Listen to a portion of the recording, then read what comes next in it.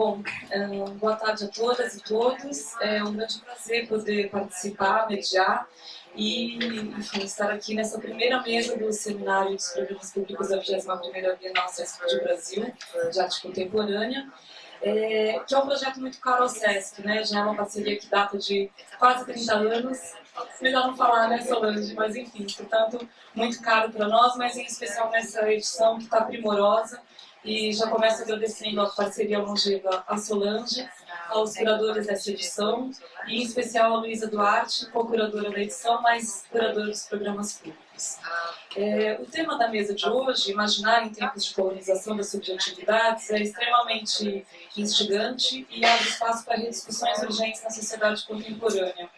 Embora aparentemente consciente sobre o impositivo padrão comportamental imposto pela sociedade ocidental, branca, patriarcal, heteronormativa, lista que, infelizmente, tem sofrido inclusões e revisões nos tempos recentes, esta mesma sociedade parece ter dificuldade em escapar aos tentáculos de uma dinâmica social autoritária, como espécie de uma herança indesejada, mas indelével, frente ao nosso processo de conformação histórica no Brasil.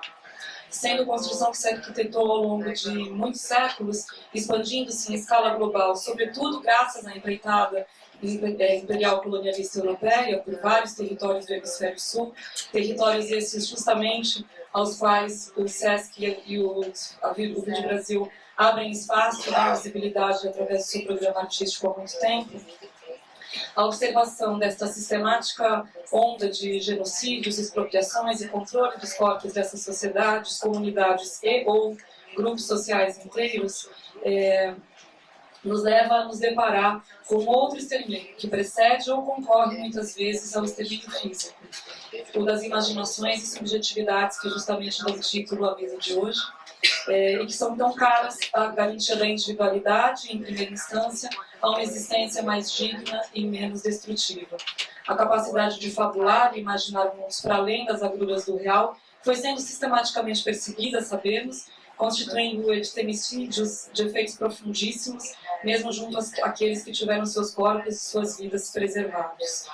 À lupa da disciplina histórica, nós fomos capazes de reconhecer o quão destrutivo se mostrou esse processo, gerador de assimetrias e injustiças que se perpetuaram nas sociedades marcadas pela violência da colonização.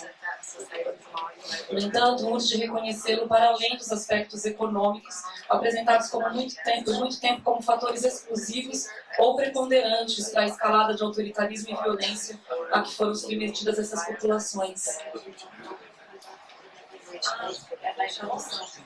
A tradução, está certo. Urge pensar ainda o processo de colonização extravasando a linha tênue que separa passado e presente e analisá-lo justamente como elemento que alterou o curso de tantas subjetividades ao longo da história. Exterminador e apropriador da riqueza, a verdadeira riqueza das individualidades e das múltiplas identidades presentes em qualquer coletividade humana. Como pensar nestes sequestros e cooptações de nossa consciência nos tempos contemporâneos, quando ainda falhamos no exercício genuíno de respeito à alteridade, aos valores culturais e às distintas formas de existir no mundo, antípodas às normatividades já indicadas? Como nos libertarmos deste imaginário tão profundo que se revela ainda extremamente arraigado nos comportamentos, tanto mais quanto espontâneos, e discursos de inúmeros sujeitos e atores sociais? Em última instância, em que medida o discurso da arte insere-se ou liberta-se desta lógica colonizada, ainda que pretenda e efetive ações na contramão desta tendência, em maior ou menor grau de consciência crítica, a depender do paradigma que se quer destruir ou discutir? Estas, sem dúvida, serão veredas pelas quais caminharemos nas reflexões e provocações das duas brilhantes pensadoras, às quais eu terei a honra de passar a palavra em seguida, a Clarissa Diniz. Aproveito para apresentar mais formalmente. Clarissa Diniz, que é curadora e professora da Escola de Artes Visuais do Parque Lage, foi editora da revista Tatuí, de crítica de arte entre 2006 e 2015, e curadora convidada do Center for Curatorial Leadership do MoMA, em 2014, co-curadora de inúmeras exposições, das quais a gente destaca aqui o Museu do Homem do Nordeste no Mar, em 2014, e a Nordeste, que nós tivemos a honra de abrigar aqui no SESC 24 de Maio no primeiro semestre desse ano. Na sequência, a palavra será passada para a caríssima Sueli Ronick, psicanalista, crítica, curadora e professora titular da Pontifícia Universidade Católica de São Paulo, pesquisadora do campo da arte contemporânea e das políticas de subjetivação em diversos contextos. É autora de livros, entre os quais Transformações Contemporâneas do Desejo, editado pela editora Liberdade em 89, e com Félix Guattari, Micropolítica, Cartografias do Desejo, pela Vozes em 86, entre muitas outras e recentes publicações. Então, com isso eu passo a palavra para a Clarissa, só lembrando que as falas terão 40 minutos de duração e após as duas falas as perguntas serão abertas para a plateia. Muito obrigada.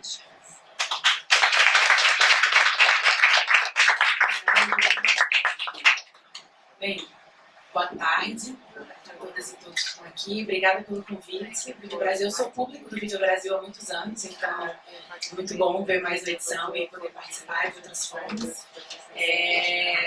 Bem, o convite que o Vídeo Brasil, né, fez era abrir espaço também para produzir um ensaio, né, um texto, assim, que é um exercício que eu pessoalmente adoro.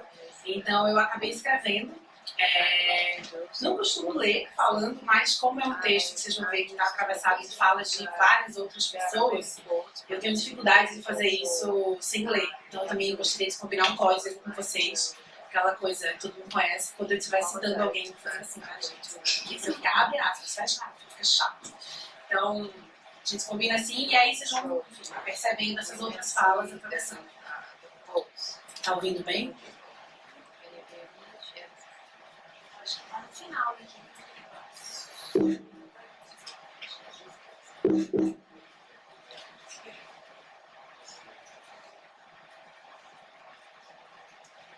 Bem, o texto se chama Destriunfar.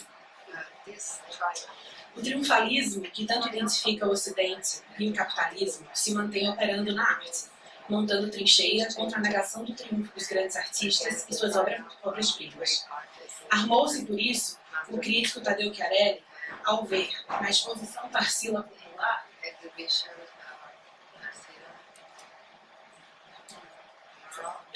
Armou-se por isso o crítico Taddeo Chiarelli, ao ver na exposição Tarsila Popular a convivência de obras triunfantes de Amaral, produzidas no auge do seu período mais proteico, exibidas ao lado de arremedos de si mesmo, produzidos décadas mais tarde, em razão do que questionou a instituição acerca de suas intenções.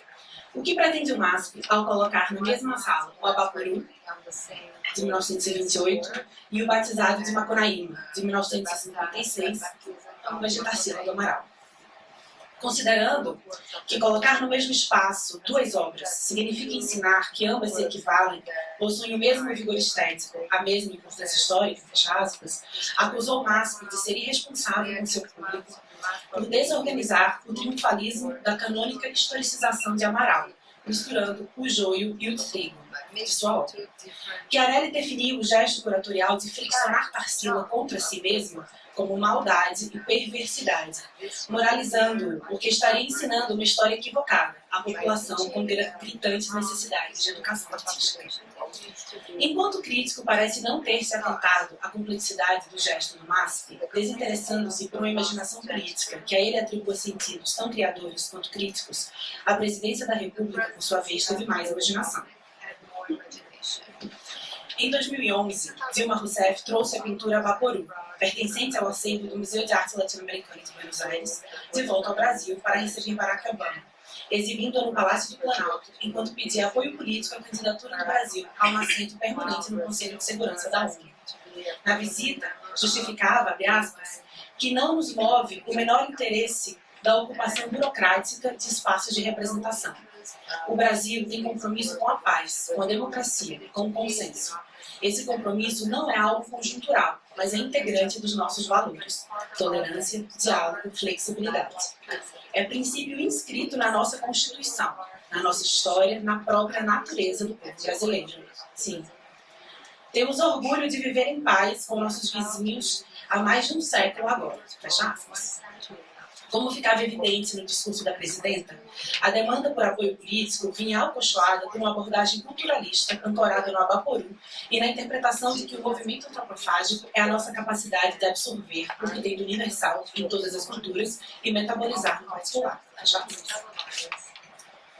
No primeiro número da Revista de Antropofagia, em 1928, Oswald de Andrade publicava o Manifesto Antropófago, cuja força simbólica e política parece reafirmar-se com o recorde de público do MASP em Tarsila Popular ou com Tarsila do Amaral, Inventing Modern Art no Brasil, retrospectiva realizada pelo MoMA em 2018. Nesta, a semelhança do gesto de Rousseff, a antropofagia foi apresentada como prática identitária de filiação ao estrangeiro, culturalização que parece ter se generalizado desde a retomada da obra de Oswald de Andrade por parte da geração da Tropicália, para a qual a reabilitação política e estética da antropofagia agiu contra o conservadorismo das ideias nacionalistas e xenófobas do regime militar. Por sua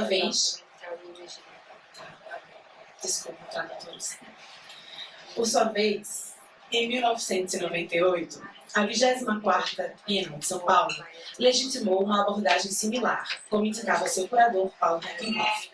Eu queria que a Bienal tivesse um ponto de partida traçado a partir da cultura brasileira, mas entendendo que a nossa cultura é filiada à cultura ocidental, com tensões, diferenças e singularidades. Fecha aspas. Assim, a interpretação da antropofagia, que foi produzida na arte brasileira, aos poucos fixou a identidade nacional como sua problemática central, do que nos adverte o trecho do Manifesto Antropófago, que foi escolhido como publicidade da 24ª Bienal, Só a Antropofagia nos une. Nesse processo, obliterou-se a dimensão política e social do projeto antropofágico, em cujo manifesto havia, por exemplo, mais citações ao direito e a aspectos jurídicos-sociais do que à arte ou alguma identidade cultural específica. Agora, toda a citação do manifesto.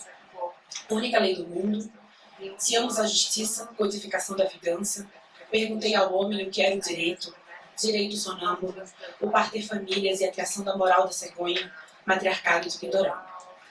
Tratava-se menos da busca por uma identidade cultural do que de um exercício anticolonial, pensamento anticolonial, de imaginar uma epistemologia e um direito antropófagos, cuja máxima se tornou a posse contra a propriedade, demonstrando a dimensão arbitrária e ficcional da episteme jurídica e social do colonizador, e a violência política, social e epistêmica da colonização, enquanto saque territorial, onde a frase "o Brasil é um grilo de 6 milhões de hectares talhado em Tordesilhas", e saque cultural. Por exemplo, sem nós, a Europa não teria sequer a sua própria Declaração dos Direitos do Homem. Esses argumentos delinearam a sua crítica ao colonialismo, instituindo como seu principal corolário a proposição de outra ontoepistemologia social, de fundamentos indígenas, o matriarcado contra o patriarcado, a posse contra a propriedade, a adivinhação contra a especulação, dentre outros preceitos do movimento antropófago.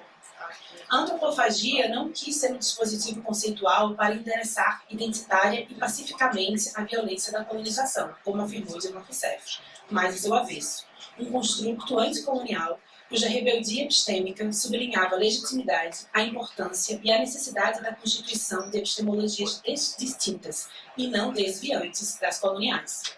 O seu gesto vertebral não foi o de filiar a nossa cultura à cultura ocidental, senão o seu oposto, o de apontar o falso problema epistêmico derivado do processo histórico da colonização, a saber, a sensação de que teríamos que nos constituir em relação ao estrangeiro. A proposição anticolonial antropófaga foi, entretanto, persistentemente colonial, em suas dinâmicas de apropriação e de extrativismo em relação aos povos indígenas, produzindo violências epistêmicas contra aqueles que estavam sendo convocados para uma luta contra a hegemonia colonial e seu característico epistemicídio. Tá tudo bem? Tá muito rápido. Tá. De vez em quando eu presto atenção. Tá, vou tentar. 90 anos depois, é a problematização da violência epistêmica produzida pela arte que bate a nossa branca porta. Abre aspas. De repente, a antropofagia da arte está aqui, com os antropófagos de verdade. Nós somos os antropófagos de verdade e nós vamos devorar e regurgitar essa arte, fecha aspas, advertiu o artista Denilson Baniwa durante um encontro no qual, por sua vez, Ailton Krenak alertou acerca da gravidade, da complexidade e da urgência dessa revisão, abre aspas. Mário de Andrade fez o sequestro relâmpago bem-sucedido do Macunaíma. E até hoje, tudo que se reproduz ainda vem daí. Ele parece ter feito uma coisa imbatível, e por isso é interessante querer retornar e fazer um street fight com Mário de Andrade. A apropriação de um ovo em ninho alheio é uma batalha monumental que merece ser confrontada. É preciso denunciar a arte moderna. Fecha aspas. Leitor de Theodor Koch-Grünberg, etnógrafo alemão que esteve no Brasil e publicou de Roraima a Orinoco em 1916, depois de 4 expedições no Brasil, relatos sobre a entidade indígena que habita o Monte Roraima. Mário de Andrade apropriara-se de Macunaíma para criar Macunaíma, o herói sem nenhum caráter, uma das principais alegorias já produzidas sobre o Brasil. As histórias de Macunaíma foram publicadas em De Roraima, Orinoco, né, enfim, registradas, documentadas e enfim, publicadas por Theodor Koch-Grünberg, já em 1916. Esse bem-sucedido sequestro, para usar os termos de Ailton Krenak, ecoa ainda hoje, como se vê na crítica de Chiarelli, quando, ao se referir à pintura O Batizado de Macunaíma, cuja imagem a gente viu, afirma que Tarsila, abre aspas, parece ter desejado elevar o personagem criado por Mário de Andrade ao patamar de um símbolo, tomando a entidade indígena Macunaíma pelo personagem da Rapsódia de Mário de Andrade, ainda que o batizado do personagem não tenha se dado na mata, mas numa pensão, e a pintura de Tarsila seja o batizado na floresta. Raptando Macunaíma e reinterpretando a seu bel prazer, Mário, e o incalculável legado construído a partir de sua obra, acabou substituindo aquilo que supostamente representava, praticando violência epistêmica na medida em que anulava, pelo seu radical descompromisso e consequente ficcionalização étnica, ontológica e cosmológica de Macunaíma, tanto os sistemas de simbolização, subjetivação e representação que o outro tem de si mesmo, como as formas concretas de representação, registro e memória da experiência do outro. Não obstante, Macunaíma resistiu e, por meio do artista Jaider Esbel, seu neto, ele nos adverte que, por saber da importância dos ícones na cultura que havia chegado, diante dos invasores, para salvar os seus, Macunaíma escolheu a máxima exposição, deixou-se ir. Diz Macunaíma: eu grudei na capa daquele livro de Mário de Andrade. Dizem que fui raptado, que fui lesado, roubado, injustiçado, que fui traído, enganado. Dizem que fui besta. Não. Fui eu mesmo que quis ir na capa daquele livro. Fui eu que quis acompanhar aqueles homens. Fui eu que quis ir fazer a nossa história. Vi ali todas as chances para a nossa eternidade. A operação de Macunaíma parece ter sido eficaz. Se, por semelhança, o ícone substitui aquilo que representa, na violência da apropriação que iconiza, incide também alguma permuta entre a captura e a liberdade. Ele diz: vi vocês no futuro, vi e me lancei, fui postular na capa daquele livro para nos trazer até aqui. Como aponta Esbel, Jaider Esbel é o autor dessa pintura e várias outras, e neto de Macunaíma, o buraco é mais embaixo, pois não há como discutir descolonização sem adentrar as portas das cosmovisões dos povos originários. E, como não há como adentrá-las sem de algum modo reencenarmos a invasão, é sobre essa incontornável e radical diferença que se sustenta a posição política do futuro que Macunaíma cultivou para os seus descendentes. Deixando-se iconizar pela modernidade branca, agora dá a ver que a arte brasileira, que se constituiu sobre a violação das cosmopolíticas ameríndias, só pode sustentar os seus cânones e mitos expropriadores se, em muitos níveis, perversamente se mantiver conivente com as práticas coloniais, atualizando-as. Neste início do século, as netas e netos de Macunaíma aportam de todos os lados, não somente para corrigir as leituras dos invasores, que têm estado há muito empenhados em sua captura.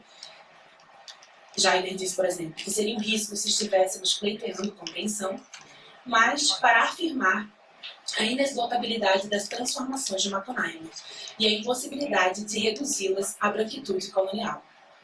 Instituições e iniciativas de arte têm sido surpreendidas pelo Pajé Onça, entidade criada pelo artista Denilson Danilo, que interviu, por exemplo, na 33ª Bienal de São Paulo, na qual, diante de uma gigantesca fotografia dos indígenas Selknam, desfolhou um livro Breve História da Arte enquanto provocava e questionava. Isso fala dele. Os índios não pertencem ao passado. Eles não têm que estar presos a imagens que brancos construíram para os índios. Estamos livres, livres, livres, apesar do roubo, apesar da violência e da história da arte. Chega de ter branco pegando arte indígena e transformando em simulacros.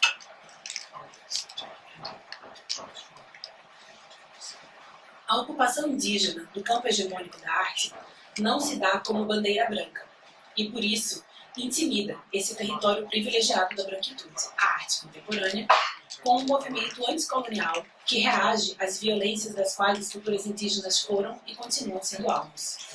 Tal intimidação é mais do que uma estratégia de resistência aos processos de apropriação, expropriação, extrativismo, exotização, invisibilização, fetichização, mais-valia, etc., que até então tem identificado a aproximação, quase sempre em chave primitivista, perpetrada pela arte em relação às ontologias indígenas. Ela tem a intenção de efetivamente nos ameaçar, como deixa ver Denilson Danilo em um texto que lhe serve de apresentação. Vou ler o texto. Quem sou eu? Eu sou o medo dos Brahmas.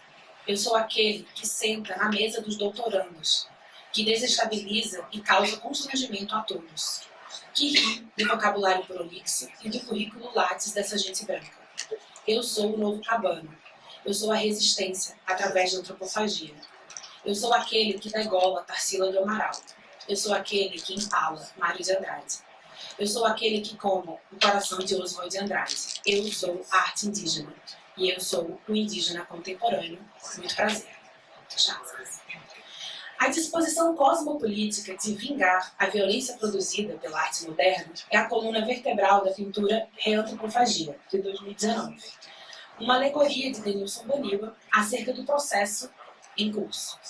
Sobre uma bandeja, vemos a cabeça enegrecida de Mário de Andrade, decepada, ao lado de mandioca, milho, café, pimenta, da primeira edição de Macunaíma e de um bilhete, no qual se lê: aqui jaz o simulacro Macunaíma. Jazem juntos a ideia do povo brasileiro e a antropofagia temperada com Bordeaux e paz mongólica. Que desta longa digestão renasça Macunaíma e a antropofagia originária que pertence a todos nós, indígenas. Para Denilson, a antropofagia ressurge como um manifesto, um grito de urgências sobre a arte produzida pelos povos originários, quebrando assim séculos de silenciamento e exotização dos que sempre estiveram aqui. Fecha aspas. Que haja violência nessa quebra é inevitável, pois, como nos ensinou Franz Fanon, a descolonização é sempre um fenômeno violento, na medida em que, para mudar a ordem do mundo, descolonizar é um programa de desordem absoluta e não resultado de uma operação mágica, de um aval natural ou de um acordo amigável. Nesse sentido, os artistas indígenas que estão decapitando Mário de Andrade e reantropofagizando Oswald de Andrade ou Tarsila do Amaral o fazem como uma espécie de vingança, que, mais do que nos aniquilar, nos responsabiliza, ao projetar sobre nossas posições até então isentas de marcas e, portanto, desigualmente inscritas como parte privilegiada do mundo como conhecemos, a responsabilidade de confrontar a violência que dá forma ao nosso conforto ontológico, como elucida a artista J. Mombassa. A escalada antidemocrática que se acelera mundo afora nos torna cada vez mais incrédulos de que, como afirmou Dilma Rousseff em sua primeira posse, somos, para citá-la aí, uma democracia vibrante e moderna, plena de compromisso social, liberdade política e criatividade institucional. Se, para Rousseff, em 2011, o Brasil afirmava a sua travessia para uma outra margem da história, agora a segurança dessa passagem mostra suas instabilidades e ficções. A imagem do encontro de Abaporu com Dilma Rousseff e Barack Obama nos impõe, então, novas leituras. A impossibilidade de situá-la numa narrativa triunfante do Brasil ou dos Estados Unidos igualmente estende-se à arte. Impelidos a reimaginar aquela cena, nos vemos obrigados a desordenar o seu triunfalismo, profanando aquilo que se impõe como cânone tanto na arte quanto na política. Em 2013, a imagem da primeira mulher presidenta e do primeiro negro presidente das duas maiores democracias das Américas, como colocou Rousseff em 2013, mediados por Abaporu, presença espectral das culturas ameríndias, parecia consagrada como uma espécie de alegoria da vitória das democracias representativas. Hoje, diante da catástrofe em curso, a gravidade da ausência dos povos indígenas substituídos por Abaporu pesa mais do que nunca, evidenciando que a crise da representatividade na democracia não é distinta de sua violência e fracasso nas tradições da arte. Se alguns anos foram necessários para que Trump, Temer e Bolsonaro fraturassem contundentemente a aparente solidez daquele imaginário, por sua vez, Abaporu já era o ralo por onde escoava a água suja do banho que produzira a limpidez daquela e de tantas outras cenas. Urge dessacralizá-las, portanto.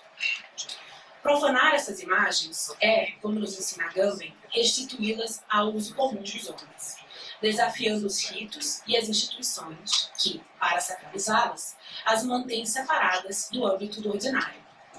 Como demonstra Agamben, uma das formas mais simples de profanação ocorre através de contato, no mesmo sacrifício que realiza e regula a passagem da esfera humana para a divina.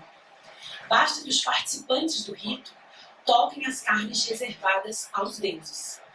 Há um contágio profano, um tocar que desencanta e devolve ao uso aquilo que o sagrado havia separado e petrificado. Fecha aspas. Não à toa, na retrospectiva de Tarsila, o rito que servia à manutenção do Abaporu na condição de cânone, o contato com a sua dimensão não sacralizada, no caso batizado de Macunaíma, assustou os iniciados, temerosos quanto à eficácia do rito para a população necessitada de educação artística.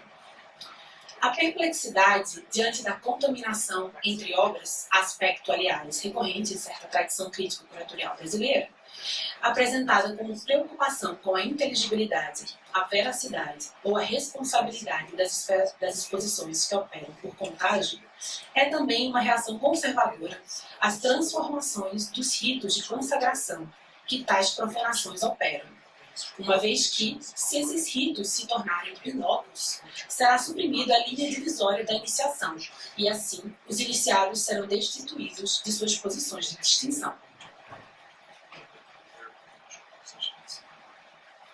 É sintomático que o debate entre o sagrado e o ordinário de Tarsila do Amaral tenha se dado pelo contágio entre a representação do ritual iniciático, não um batismo qualquer, mas a sagração de uma divindade, Macunaíma, e a imagem da profanação absoluta, o homem que tudo come, o Abaporu. Ícone da filosofia da devoração de Oswald de Andrade, a qual, intencionando transformar continuamente totens e tabus, definia-se como uma obra de anticatequese. Todavia, a despeito de defenderem a devoração e de serem contra todas as catequeses, aqueles brancos antropófagos desde cedo esclareceram, abre aspas, de modo nenhum estarem dispostos a abdicar de seus direitos adquiridos. São palavras de Oswald de Andrade. Como bradava Oswald, abre aspas, a geração brasileira de intelectuais que encabeça o movimento de renovação há de dirigir os destinos do país. Ela saberá tomar conta da política como da imprensa, da orientação social como da estética e da pedagogia. É uma fatalidade. Fecha aspas. Tá em Boabas, né? É contra os Boabas, no texto contra os Boabas. Que é de 28.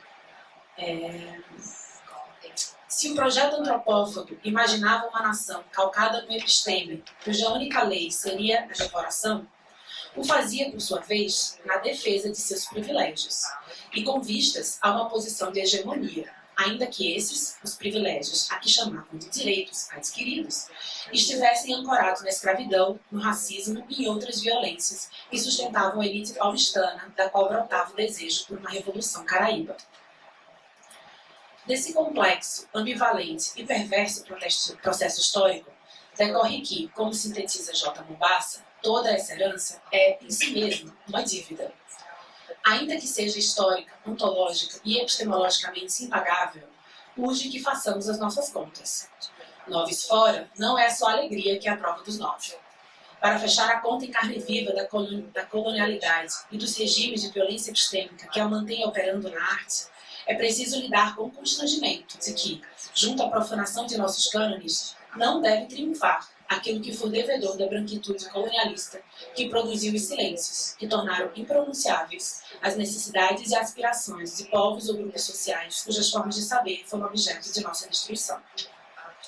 Confrontados com o avesso de nossos imaginários triunfalistas, encaremos de frente os momentos históricos cujo constrangimento ainda hoje preferimos contornar e estrategicamente manter à sombra, retirando-nos da perversa posição de vencedores, na qual nos encontramos porque continuamos a produzir a subalternização que sustenta a infraestrutura de nossos triunfos e privilégios.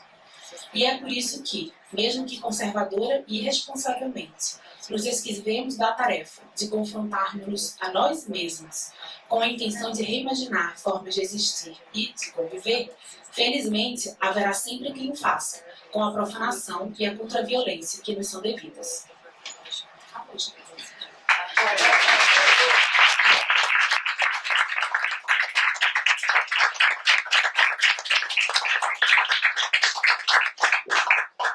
Acho que é muito rápido. Enfim. Acho que esse texto, ele, claro, parte de uma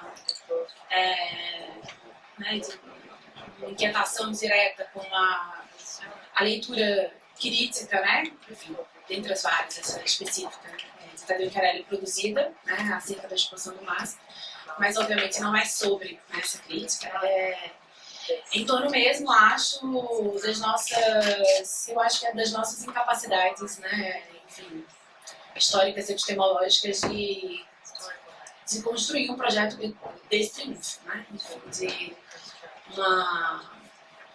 de pensar como não só construir outras narrativas, mas como destriunfar as narrativas existentes, já, porque acho que esse destriunfar é importante como desmonte da supremacia branca, né? Essa supremacia não exatamente só étnica, mas estética, política, social, enfim, em tantos campos, né? Conhecimento, em tantas outras áreas de vida social. E esse desmonte é fundamental, talvez como resposta a um fracassado mundo multicultural. Assim, né? Se uma dimensão da multiplicidade parece que não deu certo, talvez seja porque a multiplicidade conservava o centro, né, nas mãos da supremacia branca. Então, acho que nós que operamos no âmbito dos imaginários, né, do simbólico, e que aqui estamos numa edição do Vídeo Brasil que pensa essas comunidades imaginárias, temos muita responsabilidade, e quando eu estou falando aqui nós, eu estou falando de um lugar de branquitude, né? Não estou querendo atribuir isso a nenhuma outra posição, mas falando do meu mesmo. Temos uma responsabilidade de pensar formas de destriunfar, né? Em vários âmbitos. E acho que no que tange aqui ao texto, no campo da história da arte, da historiografia da arte, isso passa por uma dinâmica de profanação em relação aos cânones, né? E um gesto que me parece inicial para isso é confrontar nossos grandes artistas consigo próprios, né? Antes ainda eu não estou nem falando, né, de confrontar Vaporu com Tertuliana Lustosa, mas estou falando do tipo de interdito, né, crítico que criminaliza a ficção de Tarsila com ela mesma, né? No caso do Vaporu com o batizado de Macunaíma de Tarsila. Então, acho que esse tipo de ficção, uma ficção crítica, é fundamental para que a gente possa começar a experimentar outros modos de produzir história, produzir historiografia. E uma das formas que me parece instigante de pensar é como produzir narrativas não calcadas nesse triunfalismo, né, que tanto nos constitui, que tanto constitui a branquitude, assim, e que é tão difícil para a gente de desmontar. Acho que é isso, depois a gente pode conversar, e eu sei que eu li meu rabo, desculpa, no começo, mas a gente pode também, né, enfim, discutindo, e o texto também está publicar no livro. Obrigada pela atenção.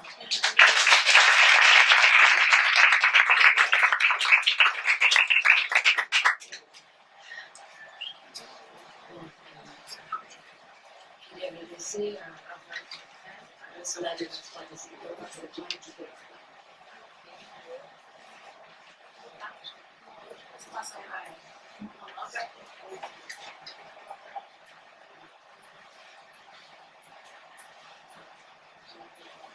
Eu não vou falar até nisso.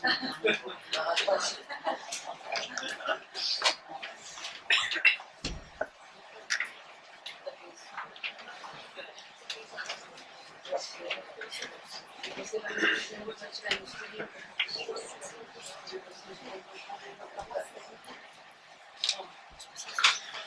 eu queria então agradecer por estar aqui.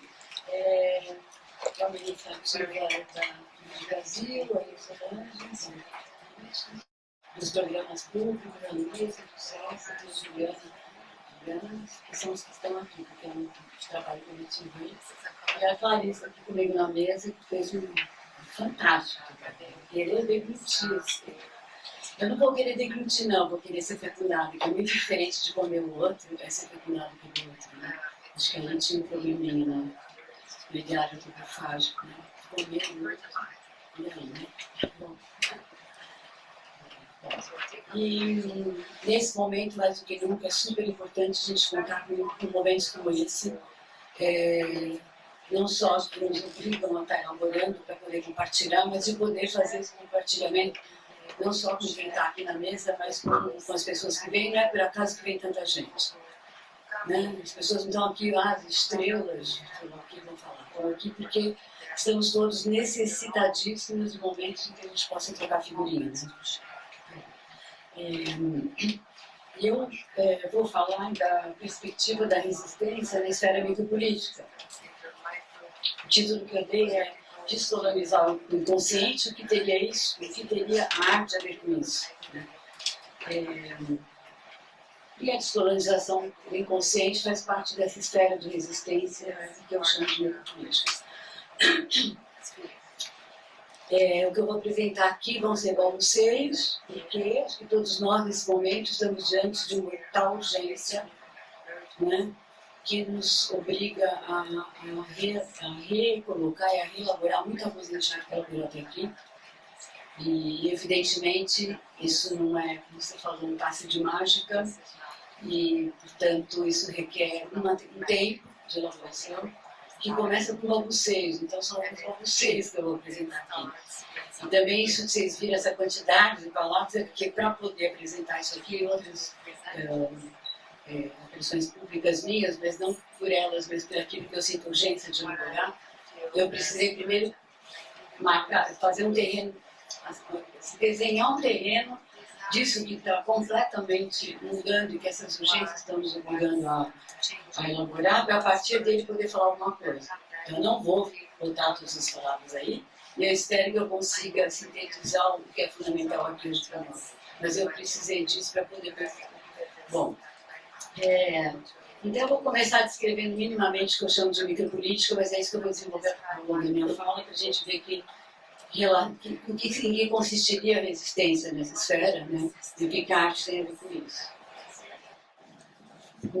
Algo que eu estou vendo nesse momento é que, ao mesmo tempo que a gente está vivendo uma exacerbação máxima do que há de mais perverso, da vista colonial racializante, está se operando nessa esfera que eu chamo de micropolítica um deslocamento mesmo, mas um deslocamento mesmo aí não é eu não diria da epistemologia das narrativas, etc., mas um deslocamento do próprio modo de existência que dá consciência existencial para esse regime.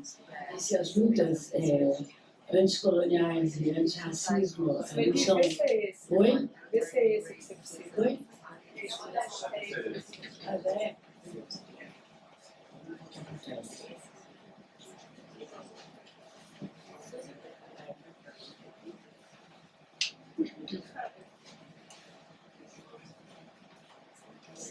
Tá certo.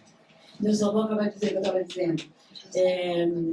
Se as lutas contra a colonização e a racialização, evidentemente, não são de hoje, e tem milhares de coisas que aconteceram, milhares de pessoas envolvidas nisso, as mais lindas desse país, não só vamos nos concentrar no nosso país, né? Por um outro lado, eu creio que pela primeira vez está se fazendo, você falou em destrinchar, né? Está se fazendo um desmantelamento mesmo do modo de existência, do modo de vida que dá consistência a esse regime. E no meu entender, talvez eu seja um pouco messiânica nisso, espero que não, cada um tem um tipo de justiça que lhe compete, porque a esperança e desesperança são sentimentos imbecis que fazem parte do mesmo modo de existência, que acredita em grande finale, seja o apocalipse, seja o paraíso, e o paraíso é a coisa mais chata que jamais se inventou, né? Então espero que não seja messiânico, mas o que está se operando de deslocamento efetivo desse plano é absolutamente irreversível. A gente está vivendo um momento muito importante no país, mas muito importante. Que nunca houve um momento igual. Eu, como tenho 71 anos, e vivi muito intensamente, que se passou nos anos 60 e 70, a partir dali, em muitos outros momentos, eu nunca vi se operar o que está se operando hoje. Em geral, e principalmente na branquitude, isso nunca tinha acontecido antes. Então, a minha intuição é de que está se operando um desmanchamento irreversível desse regime, claro, pela primeira vez, claro que baseado em todas as lutas que se deram no plano da resistência macropolítica. Então, eu vou começar aqui para tentar compartilhar com vocês as ideias, para ver se faz sentido. Então, eu vou definir muito rapidamente a micropolítica, porque depois eu vou desenvolver uma série de coisas que vão nos dar mais possibilidades de habitar essa esfera e estar trocando figurinha. Tá bom?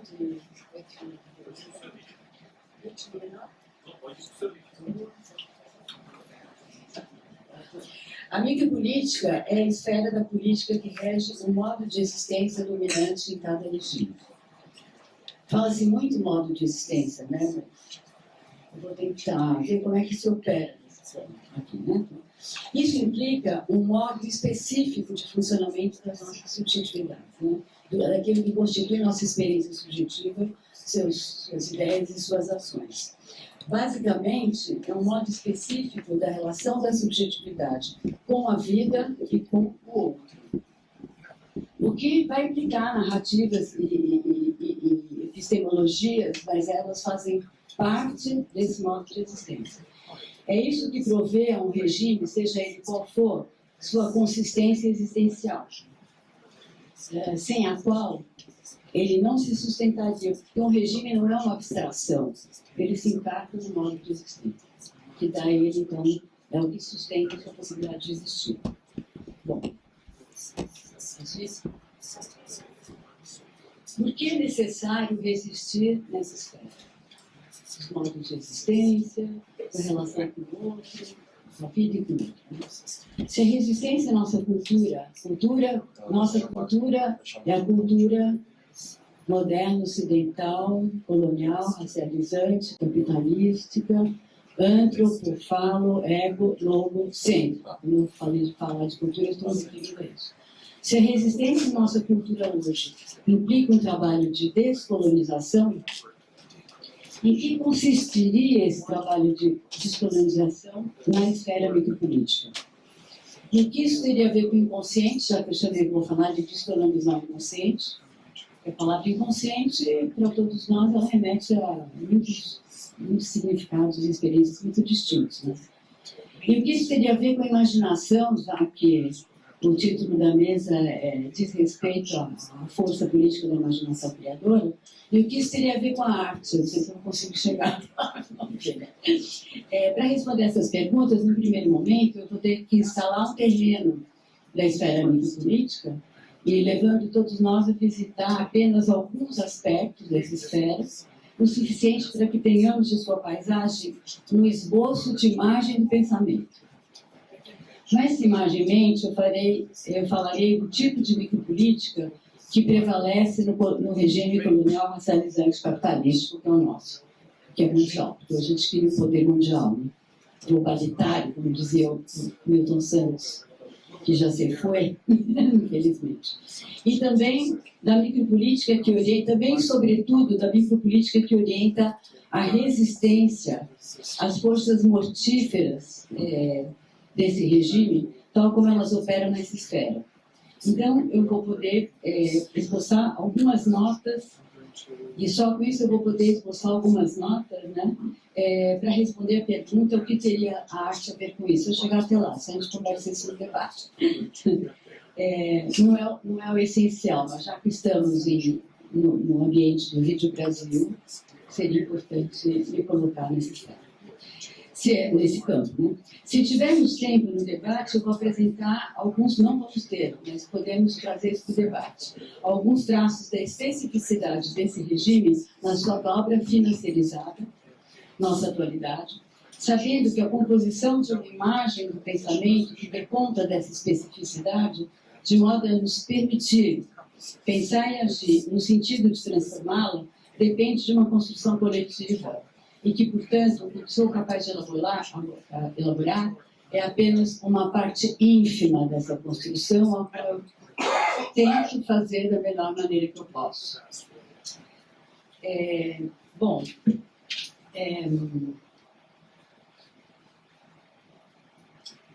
Para demarcar esse terreno da micropolítica, de modo que a gente possa se instalar nele, eu vou usar como balizas para desenhar esse terreno 4 vocábulos da língua guarani. Mas antes de começar a fazer isso, eu quero deixar bem claro que eu não sei nada de Guarani, não conheço nem a cultura nem a língua, nunca estive numa aldeia Guarani, e o único que eu conheço Guarani é o que amigos indígenas me contam, ou convive com esses amigos, alguns, ou aqueles que se dedicam a isso e também conhecem a sua língua, né? Então, se eu me permito usar vocábulos Guarani, é porque uma língua é uma concepção de mundo, encarnada em palavras portadoras da memória justamente de um jeito de existir, de um tipo de relação com a vida e com o outro. E o encontro com o jeito de existir que pulsa nessas 4 palavras que eu vou trazer aqui, reverbera muito intensamente nas elaborações que desde sempre eu venho tentando fazer para dar conta da resistência na esfera micropolítica. Essa reverberação tem produzido devires nos personagens conceituais por meio dos quais eu descrevia a resistência nessa esfera até aqui. Antes de encontrar esses personagens conceituais guaranis. Oferecendo-me a possibilidade, então essas palavras que eu vou tomar como personagens conceituais, vou explicar por quê, elas me oferecem a possibilidade de dar à resistência nessa esfera uma imagem de pensamento mais simples no sentido nobre dessa palavra, simples, né? Sem blá blá blá, em firulículos, né? Mais simples e mais precisa em sua função de trazer a alma dessa experiência para as palavras que buscam dizê-la. Por isso, eu vou tomar como conceitos condutores do que eu vou apresentar aqui. Se eu os tomo como conceitos, é porque eu entendo a produção de conceitos como uma parte do trabalho coletivo da imaginação criadora, que dá título dessa mesa, imaginação criadora que consiste em prover de corpo e expressão artística, sexual, alimentícia, teórica, etc., aquilo que a vida nos exige a cada momento.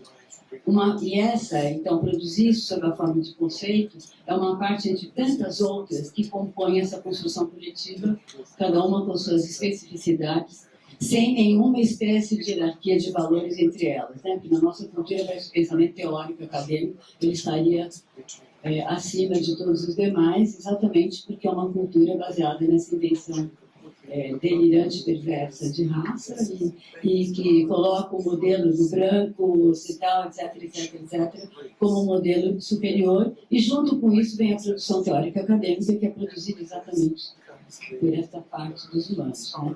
Então, antes de mais nada, tem que destituir essa hierarquia completamente. No meu modo de conceber o trabalho esse trabalho na prática teórica, os conceitos, é isso que eu queria dizer aqui, que os conceitos são como personagens, com os quais se compõe uma cena do pensamento. Eles são personagens conceituais, e essa expressão eu tomo Deleuze-Guattari, pois me parece a mais adequada para expressar a especificidade do fazer teórico como parte desse exercício coletivo da imaginação criadora para dar conta dos impasses presentes a cada momento. Bom, então eu vou passar para as palavras. O primeiro personagem, eu não sei nem sequer pronunciar corretamente essas palavras, tá? Quero deixar isso bem claro. O primeiro personagem conceitual da língua guarani é Nye Haiti, que designa a garganta e significa literalmente ninho das palavras alma. Os Guarani têm um outro termo que é ayo, para designar a garganta, mas só no sentido estritamente anatômico. Mas a palavra que mais se usa em Haiti que é ninho de palavras alma. A segunda e palavra alma vem junto, que é o segundo termo que eu vou trazer aqui. Que seria o segundo personagem conceitual da língua guarani que eu estou trazendo, que é Ie e também Aivu, que designam palavra e linguagem. Os dois termos designam tanto palavra como linguagem, então a linguagem não só no sentido verbal, mas designam junto com palavra e linguagem alma. A alma para os Guarani é o princípio vital que anima todos os corpos, não só humanos, e suas respectivas linguagens. E sendo assim, a alma é inseparável destas linguagens. Por isso, palavra, ou mais amplamente, linguagem e alma se compõem num só vocábulo. Para os Guarani, é a tal ponto, isso é verdade para eles, né? Eles enxergam isso, né? Que todas as doenças para eles, sejam elas orgânicas, emocionais, o que for, advêm da separação entre palavra e alma, ou da separação entre linguagem e alma. Nessa perspectiva, a cura consiste em restaurar a palavra, a linguagem, devolvendo-lhe a alma, ou vice-versa, criar as condições para que a alma possa buscar a palavra, a linguagem, que foi silenciada ou que ela ainda não encontrou. Agora vamos para o terceiro. O terceiro e quarto personagem conceitual seria Tecoporã. Tecoporã, um termo que está muito na moda. Hã?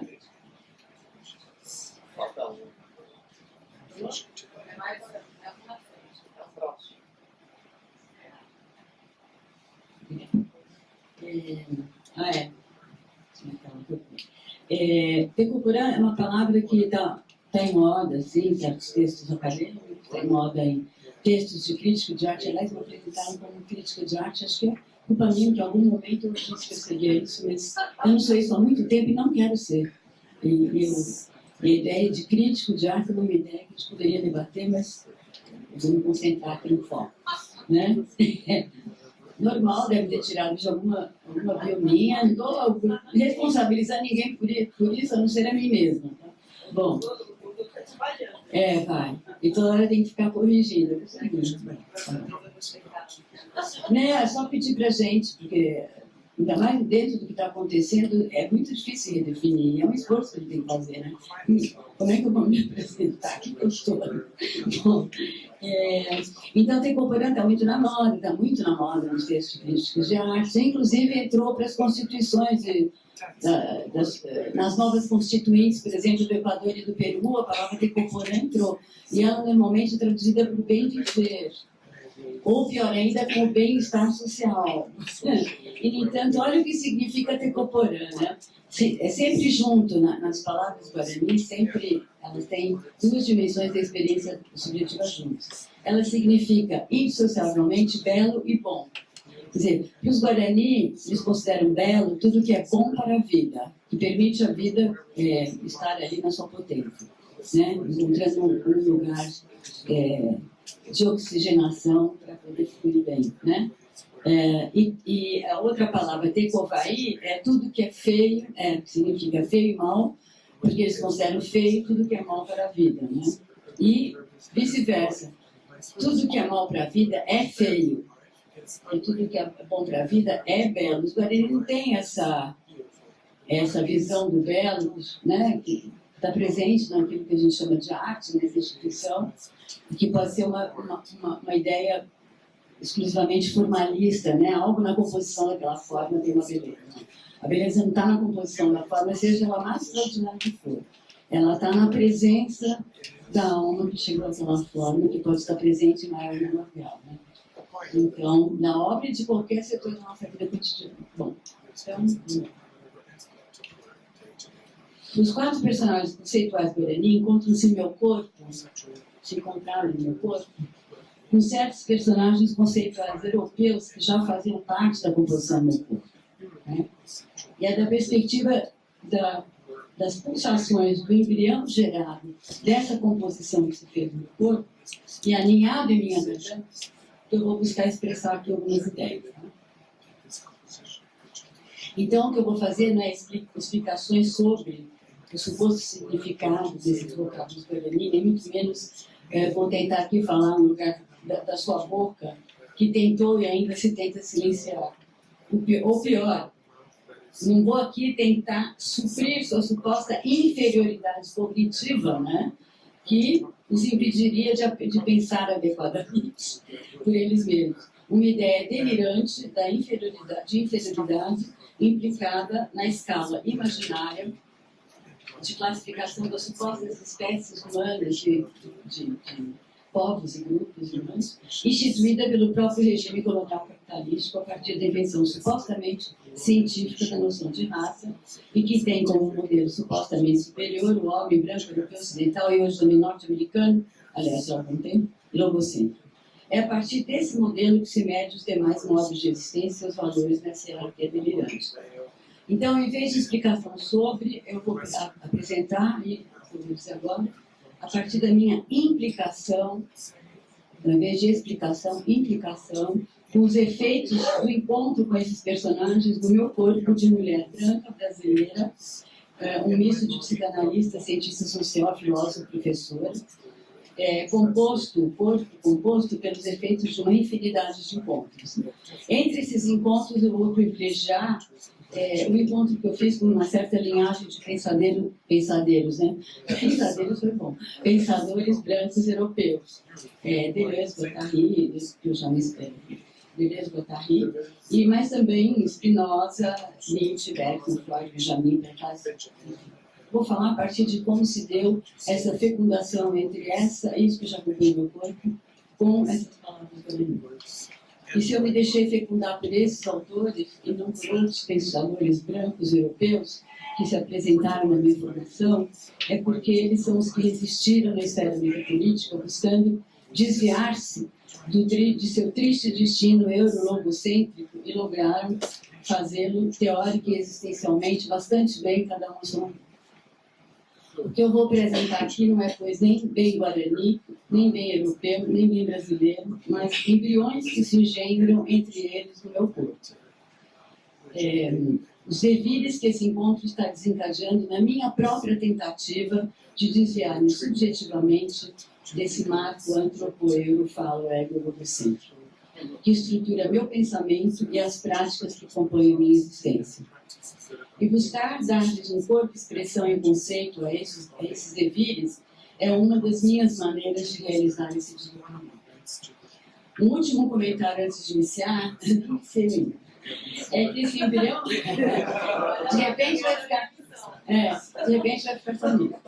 E já está de conta mais. Um último comentário antes é que eu gostaria realmente de compartilhar, porque eu entendo por resistência, espero que um último comentário antes de iniciar é que esse embrião de futuro na minha garganta tem, isso para mim é muito importante dizer aqui, de compartilhar, né? Esse embrião de futuro que nesse momento se encontra aninhado na minha garganta tem encontrado cada vez mais, aqui também já vamos encontrar aqui, ressonâncias e embriões aninhados em muitos outros corpos, próximos ou distantes, que de diferentes maneiras compartilham comigo a exposição às forças do presente. Tais ressonâncias me levam a ousar supor aquilo que eu falei logo de início, que eu repeti, que estes são germes de relação com a vida e com o outro, ou seja, de uma micropolítica distinta daquela que na Fundação Colonial Escravocrata deste encontro o marcou de perversão. Não se pode ter certeza de que esse desvio de fato já esteja acontecendo, mas de algo não há dúvida. Se o encontro entre os europeus ocidentais e os povos originários que se deu no século XV é irreversível, e por si só ele poderia não ter nada nem de bom nem de ruim, seria um encontro, né, entre culturas, entre povos, né? Poderia ter sido um bom encontro.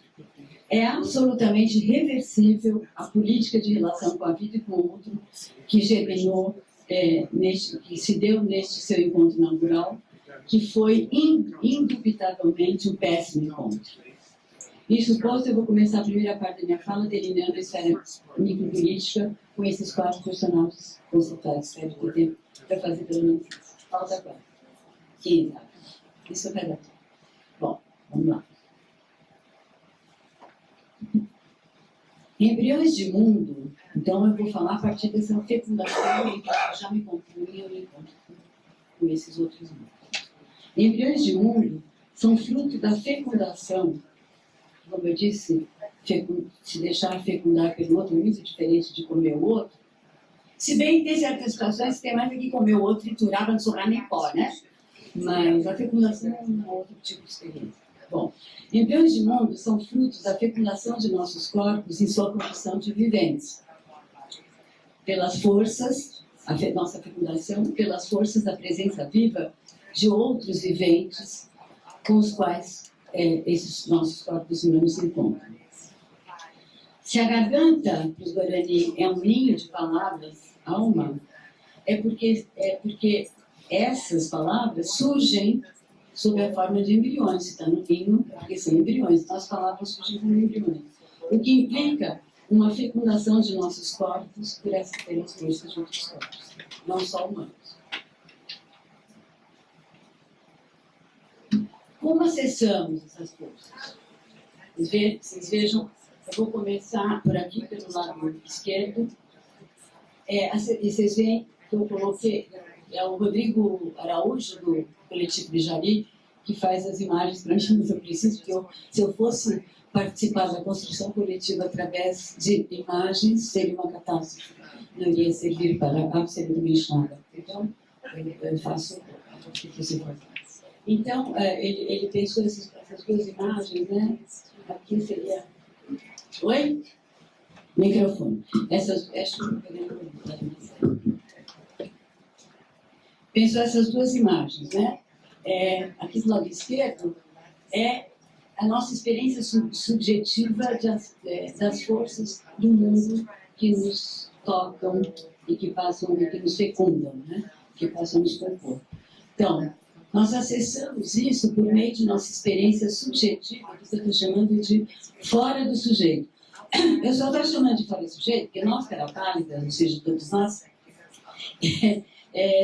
estamos habituados, a gente vai ver com calma isso, estamos habituados a nos reduzir a nossa experiência subjetiva como sujeito. A nossa experiência subjetiva como sujeito é própria da nossa condição sociocultural, que nos permite acessar não as forças, mas as formas de suas linguagens. Tá? Então, por que eu chamei isso aqui de fora do sujeito? Porque se as palavras têm alma, no momento, para designar a alma do que eu estou tentando transmitir, eu preciso, o mais importante de tudo, é lembrar: gente, não existe só o sujeito, tem um fora do sujeito. Mais tarde a gente vai poder dar um nome próprio para isso daí, né? Então, por meio de nossa experiência subjetiva fora do sujeito, a gente acessa as forças, que é a nossa experiência subjetiva própria de nossa condição de viventes, entre tantos outros viventes que compõem a biosfera, e ela é distinta de nossa experiência subjetiva do sujeito. O Rodrigo desenhou dessa maneira porque a experiência subjetiva do sujeito, vocês veem, esse desenho aí em artes gráficas, ele é um homem genérico, branco, né? Branco, genérico, a partir do qual em artes gráficas se faz, põe um lixinho do lado, ele é lixeiro, se põe uma sainha, ele é mulher, enfim. E ele está, você vê que atrás dele tem uma grade cultural ali, e ele está ali coladinho na grade cultural, esse homem branco genérico. E essa outra experiência subjetiva é uma experiência que não tem grade, não tem lugares, né? É como se fosse um grande oceano, atravessado por uma infinidade de forças, de todos os corpos que compõem a biosfera, e essas forças numa relação variável, tá? Então agora eu vou definir um pouco melhor essas 2 experiências, porque isso está bem no coração do que eu vou poder colocar, então isso vai ser um pouquinho mais chatinho, cheio de palavras, mas a gente passa. Depois, não, tá? Então, vamos ver. Vamos começar com o lado direito, né? De como funciona essa experiência subjetiva do sujeito que nós conhecemos muitíssimo bem e que nós tendemos a estar reduzidos a ela na micropolítica dominante no regime colonial racializado escapológico. Então, em sua experiência como sujeito, a subjetividade acessa as formas de mundo em seu estado atual e suas linguagens. E o que são as formas e as linguagens? Os modos de existência, os personagens que compõem os scripts dessa maneira de existir, com suas respectivas funções, os personagens, e com as dinâmicas de relação entre eles, os códigos dessa forma como a sociedade está organizada, suas representações, seus sentidos. Aqui a gente podia acrescentar as epistemologias, suas narrativas. Qual é o modo de acesso que eu tenho na minha experiência subjetiva, eu como subjetividade, é essa experiência como sujeito. É o que a gente chama de cognição, e que é consciente. Tá? Qual é a via de acesso a essa experiência? É a percepção. Então, quando eu vejo vocês, qualquer um de vocês, a minha percepção, agora no caso visual, ela não é virgem. Ela já está estruturada segundo um determinado repertório cultural. Então, qualquer um de vocês que eu for olhar, eu não estou olhando nada, eu estou olhando algo que imediatamente se associa com as representações que eu disponho. E essas representações, quando eu associo, eu projeto em vocês, e com isso eu consigo atribuir um sentido. Então, tal roupa, tal jeito, esse tipo de óculos, o fato de estar aqui hoje, né, terça tarde, no SESC, aí todo o meu repertório pode ser outro, com isso eu associo, projeto e consigo situar quem está na minha frente, ou que está na minha frente, e situar a mim mesmo. Então, funciona, a via de acesso a essa experiência é a percepção, por associação, projeção, classificação e reconhecimento. Né? E o sentimento, que é uma emoção psicológica, que também é própria do sujeito. Tá? Qual é o lugar do outro na minha experiência subjetiva como sujeito? O outro é um corpo externo a mim, separado de mim como sujeito, sobre o qual eu projeto representações. Qual é a via de relação com o outro? A linguagem, a comunicação. E qual é a função do sujeito na nossa experiência? O sujeito é uma porcaria, ele é muito importante, porque a função dele é nos orientar socialmente. O problema não é a nossa experiência como sujeito, o problema é que nós estamos, desde há 517 anos, reduzidos à nossa experiência como sujeito. Bom, vamos ver em que consiste a nossa experiência subjetiva fora do sujeito.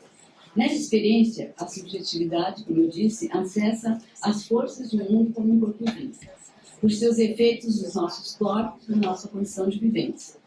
Então, são esses efeitos dos outros corpos no nosso corpo nos fecundam e produzem estados que são como germes de mundos virtuais. O estado está ali, por exemplo.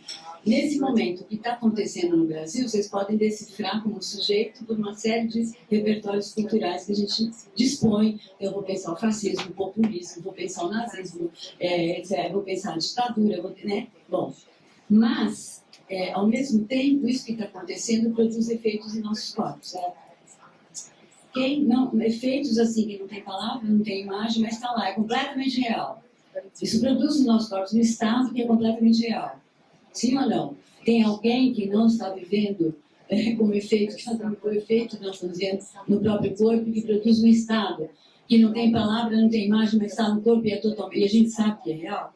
Então, esses estados são como germes de mundo que estão ali ainda como embriões de linguagem na nossa garganta. Né? Bom, o modo de acesso a essa experiência não é cognitivo. A via de acesso a essa experiência é a emoção vital. Eu falei agora há pouco que para o sujeito ele seguia também pelos sentimentos, que é a nossa emoção psicológica, que é a emoção do ego, do eu. Né? Como a função do sujeito é existir socialmente, basicamente os sentimentos são ou estou sendo reconhecido ou não estou sendo reconhecido. Estou sendo amado ou não estou sendo amado. Basicamente, é um simplório, mas é uma burocracia do cotidiano necessária. Né? Bom, Enquanto que a emoção vital é muito diferente da emoção que a gente chama de sentimento, que é a emoção psicológica. A emoção vital é a emoção desse estado que eu acabei de descrever, um estado molesto, que essas forças geram em nossos corpos, porque os embriões de futuro de que é portador não têm palavras, nem imagens, nem gestos que os expressem. Então isso cria um desconforto na nossa experiência subjetiva. O lugar do outro não é um corpo externo sobre o qual vou projetar representações para poder reconhecer e me reconhecer face a ele, né? O lugar do outro é um corpo vivo, cujos efeitos pulsam em nossos corpos, participando assim de sua composição e processo. A via de relação com o outro, se ali a via da relação com o outro era a comunicação, né, a palavra, aqui a via de relação com o outro é de ressonância. Existe nesse momento uma ressonância entre esse estado do meu corpo, esses bilhões que estão fazendo um nó e isso que está se operando nos corpos de vocês. E a função dessa experiência subjetiva não é de se orientar social e culturalmente, mas de se orientar como vivente. E é dessa experiência que eu vou falar um pouco enquanto não está dissociado, que isso é pouca coisa. Bom, posso ir? Essa foi a parte mais cheia de palavras, vocês me desculpem. Mas ela era necessária para matar um terreno, para ver de que lugar eu estou falando, para poder compartilhar, né? Bom, a subjetividade apreende o mundo e nele intervém por meio dessa dupla experiência, como sujeito e fora de sujeito. E essas experiências subjetivas, elas são simultâneas, elas estão se dando o tempo todo, ao mesmo tempo, e elas são indissociáveis, porque não existe vida separada da forma em que ela está ali encarnada, e não existe uma forma que não seja uma forma que a vida está tomando naquele momento. Então, essas experiências estão sempre acontecendo, elas são indissociáveis, mas tem um detalhe muito importante aqui, elas não são o oposto uma da outra, elas são diferentes, né? Mas a diferença não é de oposição, elas são totalmente distintas. A relação entre elas é de um paradoxo, né? Elas funcionam segundo lógicas e segundo temporalidades distintas. Então, é uma relação paradoxal. E esse paradoxo, isso vai ser muito importante aqui para o que eu quero compartilhar, esse paradoxo é o motor que vai produzindo subjetividade, que é o motor dos processos de subjetivação. É esse paradoxo, né? Bom.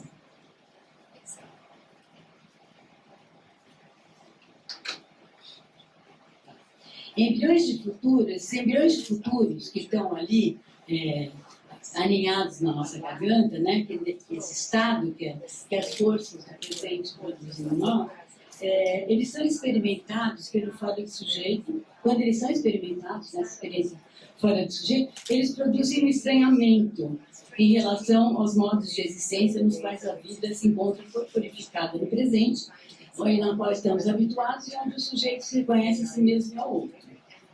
Esse estranhamento, todos vocês estão sentindo estranhamento, né? Eu sempre falo, quem não estiver sentindo esse estranhamento, me procura na saída, porque daí o caso está grave.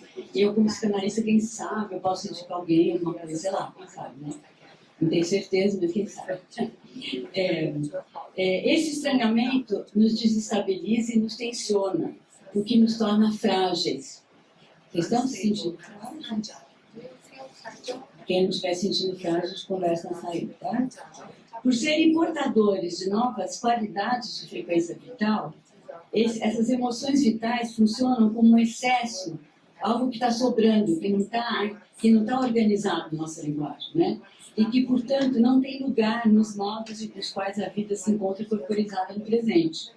E então, esses modos em que a vida se encontra corporizada passam a sufocar. Né? Um exemplo, na fala da Clarissa, eu vou numa exposição da Tarsila e ali eu vejo algo que não reverbera, né? O que produz em mim um estado um estado de incômodo, né? Eu vi essa exposição da Tarsila no momento, né? Eu fiquei bem chateada, assim, bem deprimida. Enfim, se eu colar, Mas não vou dar esse exemplo, não, porque só depois a gente fala, né? Não, no debate que dá tempo, você não foi desculpar, eu gostei muito do que você trouxe. Bom, como esses... então, eu digo que quando a gente está habitado por isso, as formas do presente, elas ficam desestabilizadas, perdem sentido e passam a nos sufocar. Alguém não está se sentindo sufocado? Beleza, todo mundo está se sentindo sufocado. Isso vale para todos os viventes. Eu vou dar um exemplo, porque nos ajuda, um exemplo que não é de um vivente humano, é de um vivente rio. O Ailton Krenak costuma contar uma história que ele repete 1000 vezes, e que eu também repito 1000 vezes, a partir dessa história que ele contou, que eu acho ela muito significativa para depois a gente entender o que se passa conosco numa mesma situação, né? Os Krenak moram na beira do Rio Doce, lá no trecho do Rio Doce, numa das margens. E o rio ali começou a poluir pelo lixo da Vale, né, pelos dejetos da Vale, começaram a morrer os peixes, tudo que a gente já sabe. E aí, de repente, o rio secou. Do ponto de vista da percepção, rio seco é um rio que morreu, né? Não tem mais água nenhuma, morreu o rio. Bom, no entanto, 2 anos depois, eles descobriram que o rio tinha voltado a fluir por debaixo da terra, né? Esse é um exemplo muito interessante. Porque quando o rio se viu sufocado naquela forma em que ele se contava no presente, que era ali, imediatamente foi acionado o homem, né, que encontrou uma outra possibilidade de conexão e voltou a fluir nessa outra forma que se fez ali por debaixo da terra, né? Então, o rio não estava morto. O germe de vida do rio estava soterrado sobre o lixão da Vale, soterrado. Mas o rio conseguiu limpar aquelas ruínas ali para que o germe fosse desenterrado e voltasse a germinar, encontrando um lugar ali para voltar a germinar de uma nova forma. No humano, bom, isso vale para todos os viventes. No humano, isso também acontece. Isso acontece e vamos ver como é que no humano... Como é que o humano opera, aí não dá para falar humano, primeiro eu vou falar do humano, o que acontece, para depois a gente poder falar do que acontece no humano sob domínio e sua subjetividade do regime colonial racializante capitalista. Bom, só para a gente repactuar aqui em relação ao horário, já são 16h40. Vamos mais 5 minutos? Todo mundo concorda? A gente ouve mais 5 minutos da exposição da Sueli? Já passaram 45, na verdade, a gente deu 5 a mais. Então, tudo bem? Vou resumir, mais 5 minutinhos, tá? Não vou passar as imagens para poder resumir. Desculpa, porque eu acho que existe um debate muito interessante entre o que você está trazendo e o que a Clarissa trouxe. Se a gente perder esses 15 minutos, né, de fazer as relações... Eu concordo plenamente. Então, só por isso que eu estou dizendo... Então, eu vou dar uma resumida, exatamente para chegar no... Maravilha, para a gente poder juntar as duas conversas, tá? É o seguinte, né? No humano, quando a gente está diante disso que o rio dos Krenak, o rio Doce viveu ali naquele aspecto, quando a gente está vivendo essa experiência de já estar habitado pelo embrião de futuro, né? Esse embrião de futuro já produzindo esse estado que funciona como um nó na garganta, né? E ao mesmo tempo, com essa experiência, aquilo que a gente dispõe como repertório não dá conta. Repertório que eu digo não é só maneira de decifrar, maneira de existir, né? Aquele tudo, essa fragilidade, eu habito essa fragilidade. E a partir disso, o desejo começa a agir em que direção? O desejo vai agir na direção de criar condições para que aquele germe de futuro que está habitando a minha garganta e fazendo nó na garganta possa germinar, que ele embrião possa germinar. E na medida que ele germina e que ele até criar um corpo, expressão para aquele germe, que é esse que produz, que esse processo de germinação se complete, né? Se eu consigo fazer isso, seja sobre a forma de obra de arte, ou de um conceito teórico, ou de um modo de viver minha sexualidade, ou de um modo de conceber, sei lá o quê, né? Seja em que dimensão da minha existência cotidiana eu vou encontrar para isso que precisa germinar uma forma, um corpo e uma expressão possível. Quando eu logro fazer isso que eu crio, a linguagem que eu crio, ela é portadora de alma. Ela é portadora da alma daquele embrião que estava por germinar. E aquele futuro se apresenta. E isso tem poder de deslocar, primeiro, tem um poder de reverberar nos corpos que estão habitados pelo mesmo embrião, e também tem um poder de criar uma sinergia para que esses corpos, por sua vez, também se façam responsáveis por aquilo que a vida está pedindo, e isso é nossa responsabilidade ética fundamental, porque a vida, o que ela quer é perseverar, e a essência da vida para perseverar é ela ser uma potência de transfiguração constante. Então, a nossa responsabilidade como humanos na esfera micropolítica, nossa responsabilidade fundamental, que é a responsabilidade ética perante essas demandas da vida. Bom, eu vou agora descrever rapidamente o que seria a micropolítica reativa e para encerrar como que ela, em que pé que ela está hoje. A micropolítica reativa não necessariamente só desse regime, mas depois eu vou dizer a especificidade desse regime e eu encerro. A micropolítica reativa, ela se dá quando eu estou reduzida à minha experiência como sujeito. E estou totalmente bloqueada aos efeitos do outro no meu corpo, e totalmente bloqueada aos efeitos, a conquistar a vida, em que grau de potência ela se encontra em cada situação que eu estou vivendo. Eu estou totalmente bloqueada. Eu só conto com o meu repertório sociocultural para decifrar a situação. Então, o que vai acontecer quando eu sou tomada por essa fragilidade e que meu modo de existir, minha linguagem de interpretar as coisas, etc., se encontra totalmente desestabilizado pelo meu sentido? Se eu estou reduzido ao sujeito, e o sujeito, a única capacidade que ele tem de avaliar situações estou bem na ficha, como é que fala? Estou bem no filme, né? Na fita, estou bem na ficha, né? Filme com ficha. Estou bem na fita, estou mal na fita, e o que eu posso fazer para ficar bem na fita? Eu vou interpretar essa fragilidade, gente, eu estou mal na fita, eu não estou legal, tal, né? Estou mal na fita. Né, quando eu interpreto dessa maneira, aquilo que era o desconforto dessa situação tão essencial, porque é ele que me aponta a necessidade de o desejo sair à luta para recobrar um equilíbrio, esse desconforto se transforma em angústia do sujeito. Qual é a angústia do sujeito? Meu mundo caiu, parece que meu mundo está caindo. Né? A angústia do sujeito é que algo está se desagregando e que eu não vou ficar bem na fita. Né? Eu estou esquisita, estou muito esquisita, meu Deus do céu. E aí eu só tenho duas possibilidades de interpretar a causa daquilo que se transformou em angústia do sujeito. Bom, ou a causa está em mim mesmo, que eu sou uma porcaria mesmo, que não consigo dar conta mesmo, eu estou me fazendo aqui e vou ser excluída, ou etc, etc. Ou eu vou projetar a causa dessa minha angústia no outro, que é o que está acontecendo maximamente agora. Né? E a partir daí, para recobrar um equilíbrio, esse equilíbrio vai ser, o equilíbrio que eu pretendo recobrar é um equilíbrio ilusório. Porque na micropolítica ativa, o equilíbrio que eu recobrei, como o rio recobrou o equilíbrio, ele é um equilíbrio provisório, é um novo equilíbrio dentro de uma nova situação que conseguiu se constituir ali, né? Enquanto que o equilíbrio que eu estou visando, quando eu estou reduzido ao sujeito, a ideia de equilíbrio é uma ideia de estabilidade eterna. E onde que a gente tem estabilidade eterna? É na morte. Então, a ideia de equilíbrio, de bem-estar, ela é a própria ideia da morte. Né? Bom, então, como é que eu vou conseguir fazer isso? Eu vou ter que, o desejo vai ter que recobrar um equilíbrio rapidamente, com ideias completamente inadequadas da causa que está se passando. Né?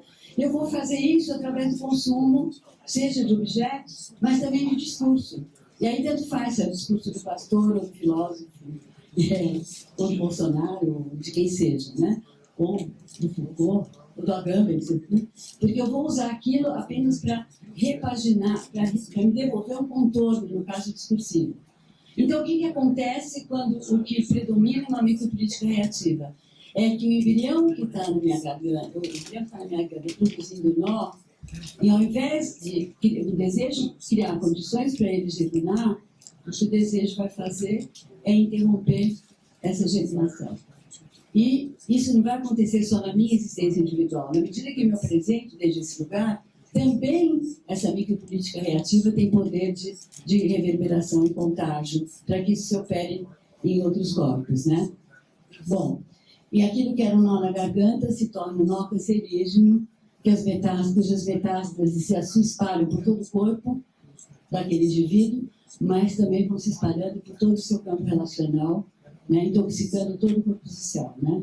Bom, encerrando então, o que define fundamentalmente, do ponto de vista micropolítico, o regime colonial racializante, capitalístico, é uma absoluta redução na nossa condição de sujeito, um absoluto bloqueio aos efeitos da presença viva do outro no nosso corpo, e, portanto, um absoluto bloqueio de decifração da vida, para poder decifrar para que caminho eu tenho que colaborar para que a vida vá, para que ela reencontre seu fluxo, né?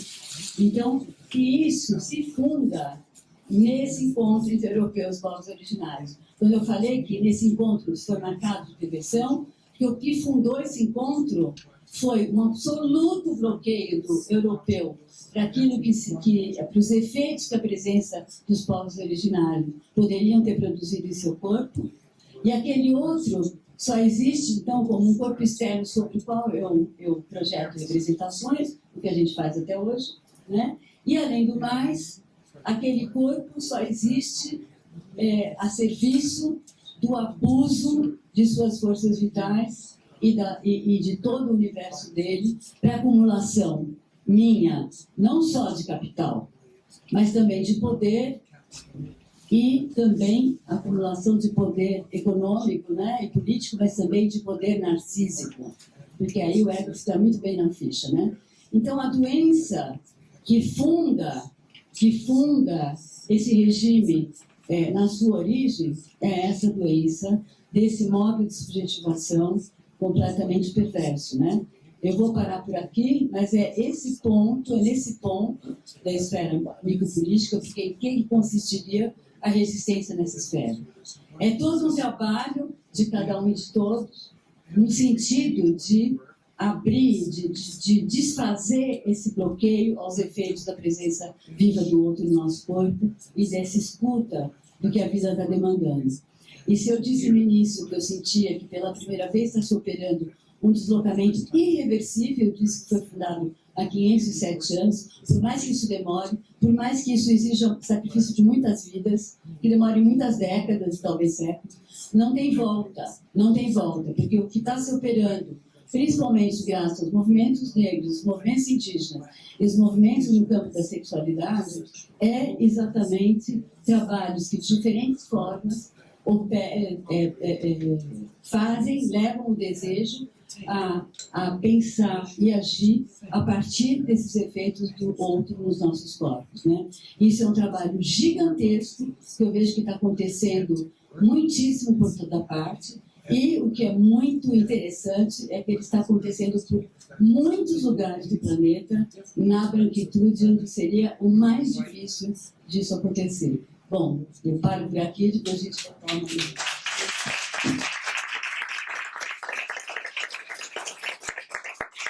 Muito obrigada, Sueli. Obrigada, Clarice, novamente. Eu vou fazer muito brevemente alguns apontamentos para que a gente possa ouvir mais pessoas, né? Mais pessoas diversas do que as que estão aqui na frente. Acho que a Clarice fez um apanhado, enfim, incrível, uma abordagem histórica muito precisa e que traz muitos dos elementos que foram circulando também na fala da Sueli do ponto de vista psicanalítico. Eu acho que essa é uma ferramenta muito interessante para a gente, inclusive, entender esse lugar do individual, que não é o lugar do voluntariado, né, mas é o do voluntarismo, mas é o lugar, sim, dessa transição inevitável, talvez pela instabilidade do presente que você traz do ponto de vista psicanalítico e que se revela na feliz chegada de novos discursos, na chegada de novos sujeitos, passando do reativo para o ativo, talvez, né, Sueli, e buscando rediscutir, recolocar os discursos que a história forjou de maneira equivocada, sabemos. Então, só com isso eu vou soltar o microfone para a plateia, pensando que a gente tem aqui, enfim, várias ferramentas para olhar o real, para rediscutir esse real e sair daqui. Eu diria, não vou usar a palavra otimista, já que você colocou otimismo esperançoso como algo talvez menos impactante, né, Sueli, mas com o vislumbre de que a gente está num momento, assim, como já foi trazido aqui, muito importante no país, né? Acho que os ganhos e as discussões não vão voltar para a caverna, né? Então é isso. Mais uma vez agradecer e estou com o microfone. Tem mais algum microfone para passar? Alguém quer começar fazendo alguma colocação, uma pergunta? Nós temos 15 minutinhos, gente, para que a gente não, nem 15, a gente tem 10 minutos, porque nós temos uma mesa com a querida Rosana Paulino, que já está aqui, e a Maria Rita Kel, que precisa começar pontualmente às 5h30. Então, vamos lá. Eu fiquei um pouco abalada, então pode ser que eu esteja no estágio de negação ainda. Eu fiquei pensando assim, né, que o pressuposto do modernismo era a busca da identidade brasileira, né? E aí, essa identidade brasileira se construiria ali um pouco entre, né, o colonizador e o indígena. Então, agora, pensando assim, do ponto de vista do indígena, a gente é não indígena, mas ao mesmo tempo a gente não se vê também como colonizador, né? Porque o brasileiro já não é mais colonizador, mas ele também não é um indígena. Né? Então, como a gente poderia reatualizar essa questão, né, da identidade brasileira, que era a questão posta no modernismo, né, já que a gente vai, né, fazer essa crítica importante, né, do modernismo.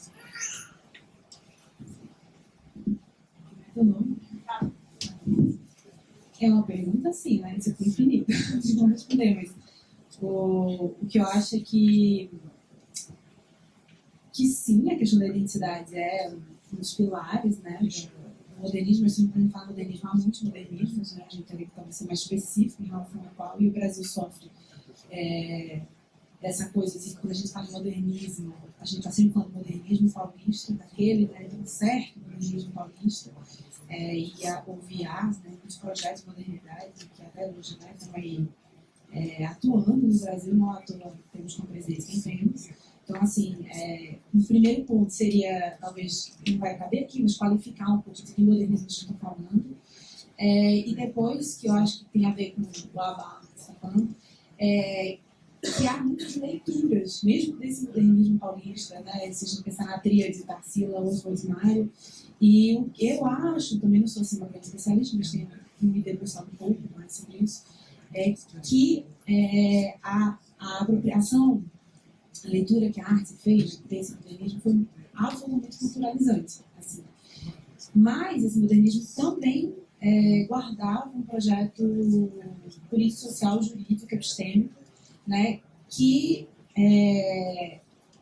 queria ser anticolonial, mas que produzia, né, várias dinâmicas coloniais, mas que de algum jeito trazia para a questão da identidade outros aspectos que não são aspectos identitários, como, por exemplo, esses antropófagos brancos desenharam um novo projeto de lei, né, no Brasil, entre eles legalização do aborto, descriminalização do suicídio, divórcio, etc. Então, tem uma abordagem naquele momento que é também identitária, mas não exclusivamente identitária. Mas acho que a gente não dá muito conta disso, a gente lê tudo, mistura tudo, né, sempre como identidade nacional, ou como, né, um movimento atrás de uma identidade cultural.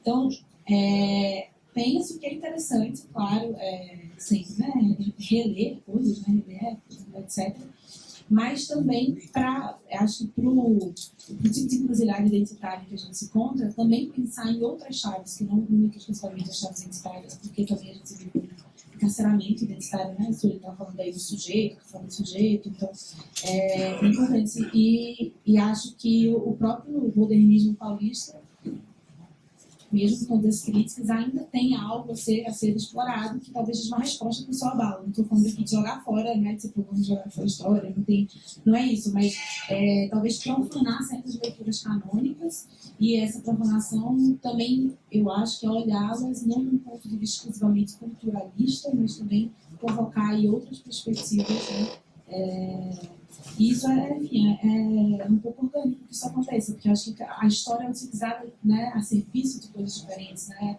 de maneiras diferentes, por sujeitos diferentes, né, com personalidades diferentes ao longo, né, das outras histórias. Assim. Eu acho que é uma dinâmica que sempre acontece. Assim.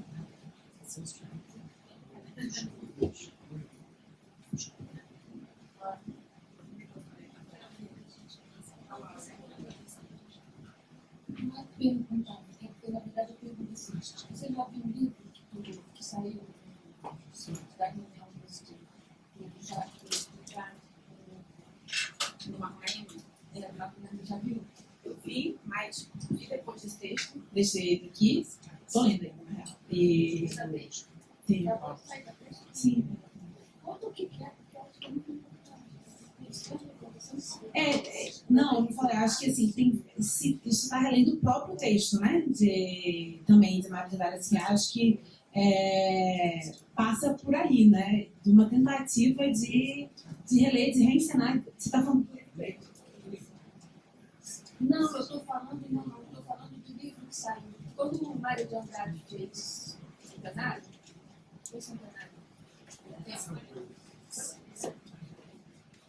convidaram o Jader, né? O Jader como neto de Macarena, e convidaram o neto do índio que contou ao alemão a história do Macunaíma, que de onde o Mário de Andrade faz o Macunaíma.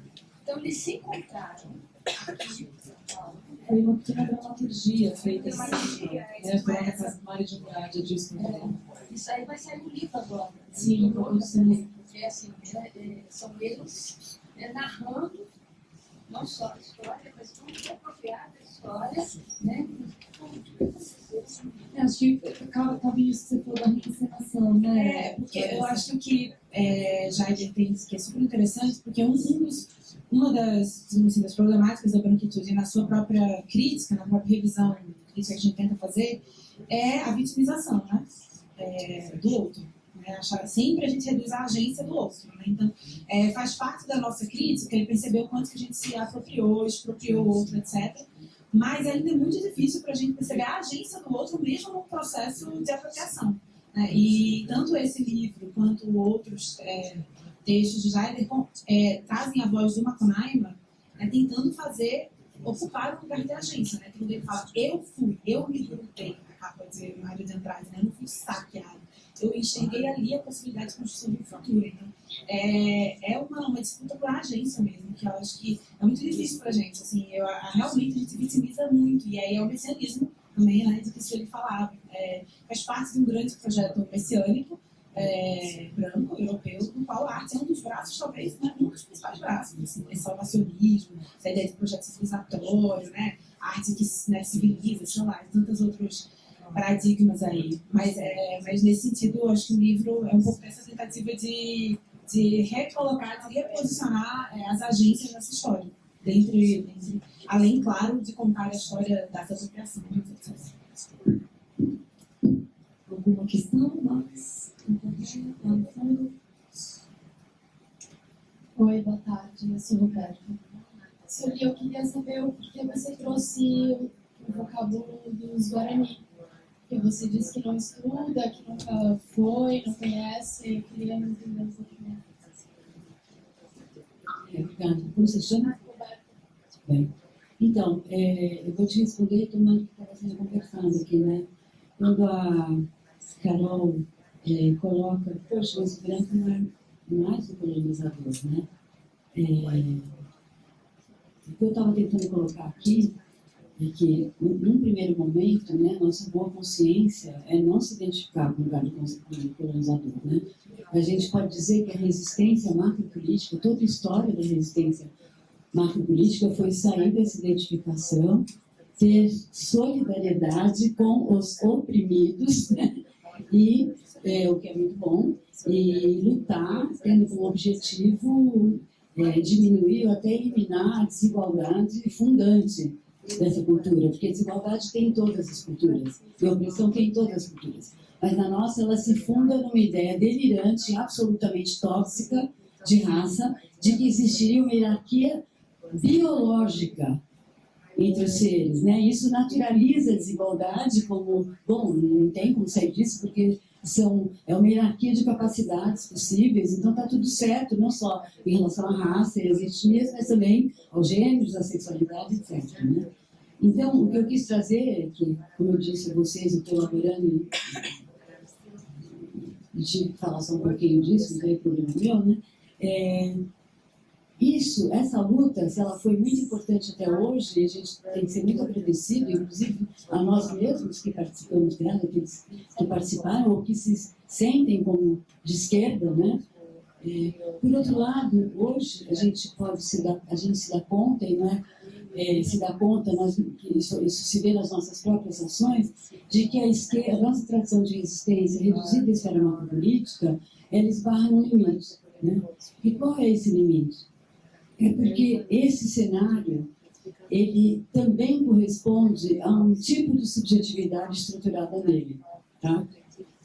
E nessa subjetividade, o que a define fundamentalmente é que os efeitos da presença viva do outro, a gente está totalmente bloqueado a eles. Então, quando se diz, eu não sou mais o colonizador, tudo bem, por um certo sentido, você tem razão.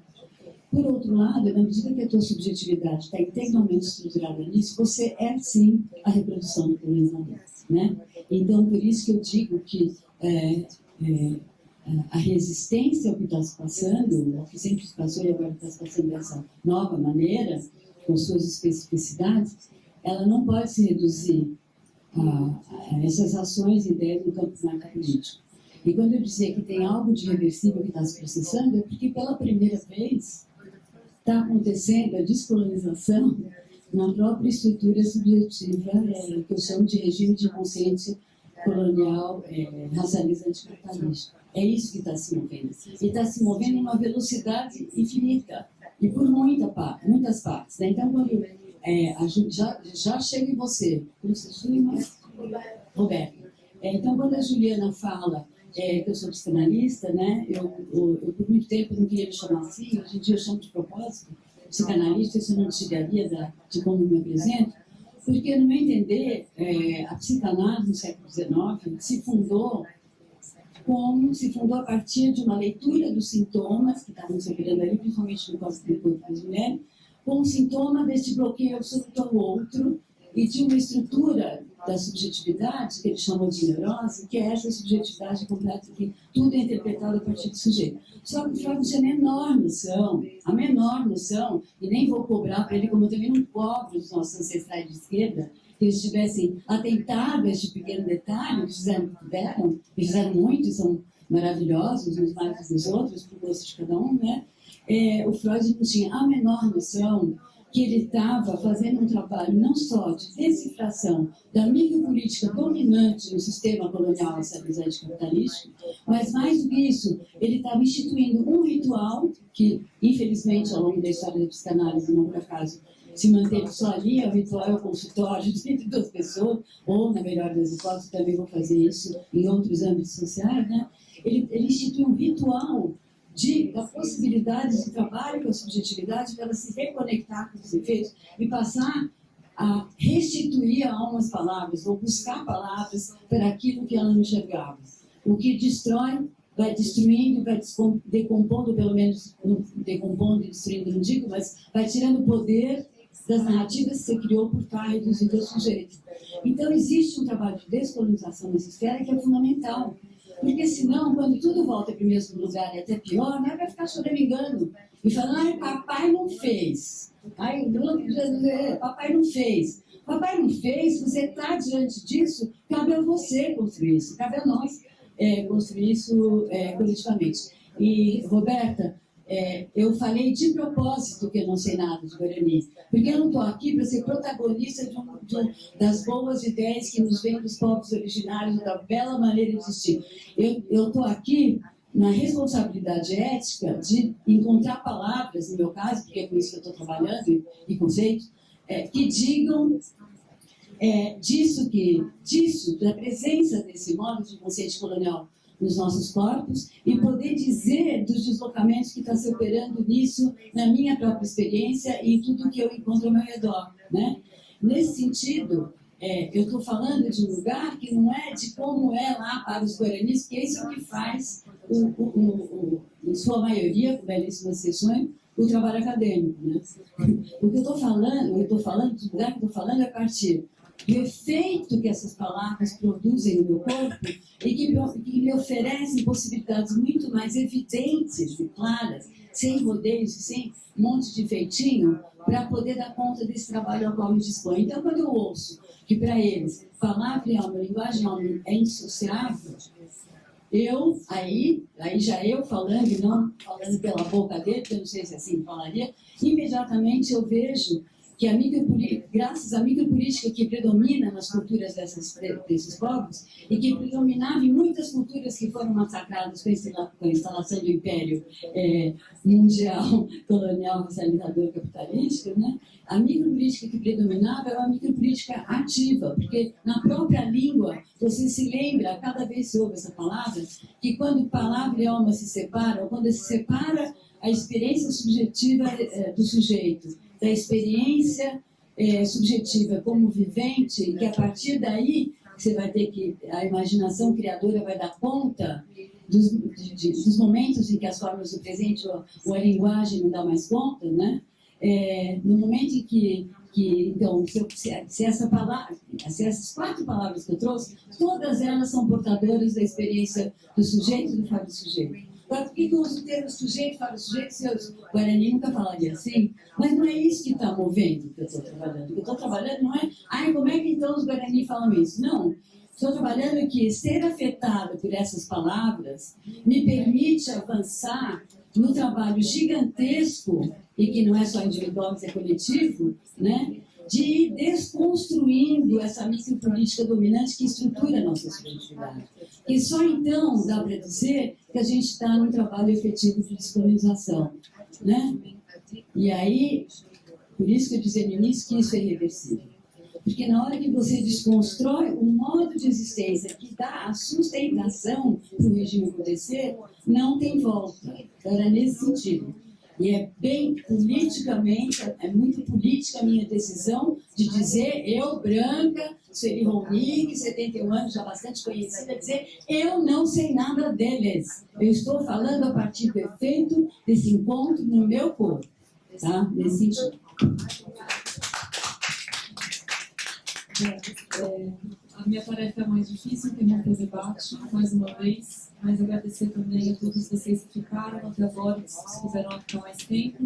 Está na cara que a gente precisa fazer um curso, não uma palestra sobre esse assunto. A gente pode pensar nisso futuramente. Acho que mais do que curso, a gente tem que ter ocasião de um trabalho coletivo em torno dessas questões, não é? Sem dúvida. A gente, todo mundo junto, trocando figurinho, né? É que assim, é desse jeito que a gente se organiza, indo atrás de agendas. Então, quem sabe a gente consiga propor essa agenda futuramente novamente no SESC. Mais uma vez, obrigada, Sueli e Clarissa. Claro, vou falar sobre isso também. Obrigada a vocês também pelo convite para a mediação aqui, Luiz e Solange. E, obviamente, eu já tinha falado, mas a próxima mesa é igualmente imperdível. Rosana Paulini e Maria Vitaquel, começando às 5h30, 10 minutos com uma pausa. Esperamos vocês aqui dentro da agenda. Muito obrigada.